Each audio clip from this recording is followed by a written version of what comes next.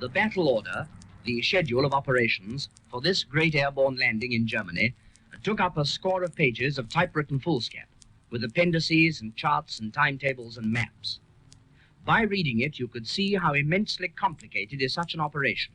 In fact, how great a triumph today has been for Allied planning and execution.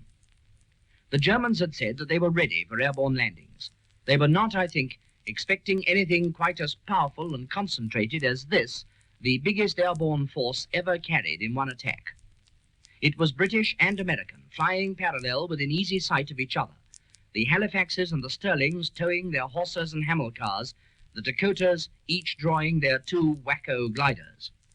Around us all, giving encouraging flashes in the sun, dashed the little fighters, British and American too. Some from bases in England, some from the forward airfields on the northwestern front. Slowly, I thought contemptuously, the great air fleet moved into Germany. It was so long that the head of the procession was now passing us on its way out. A Stirling shot by with flames coming from its belly. 4 white parachutes fled from it and opened and swayed off down to the river bank. The Stirling crashed in a great gout of flame. You thought of the human element then. I looked back to see it through one of our rear windows and caught the eye of Bob Wade, my engineer, crouched over his apparatus. I knew that he'd seen it too. Ahead of us, German Flak was staining the sky with its blue-black ink spots. Another tug went down, flaming. No one got out. The tail broke off a glider behind us and went spinning away. The glider paused a second as though surprised, and then reared up and fell, somersaulting.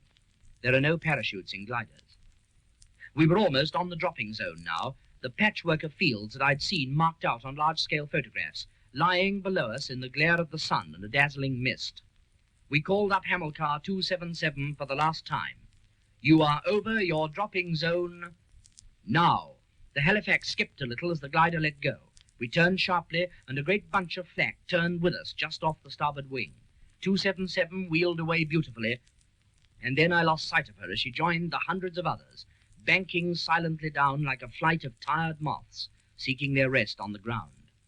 And as we turned, I saw simultaneously the smoke of 5 aircraft, blazing like torches in the fields and the woods just below. Some German guns fired, and the Typhoons, who were patrolling on the lookout for just such a thing, swooped and were gone down in a flash to strafe the gunners. Our fighter protection had been first class, but you can't subdue everyone, and there were some of our force who paid the price for hauling their gliders to the right spot at the right time.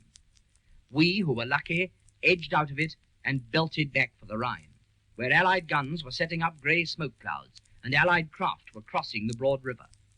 There were tanks closing up in the winding roads of the West Bank and great convoys of lorries.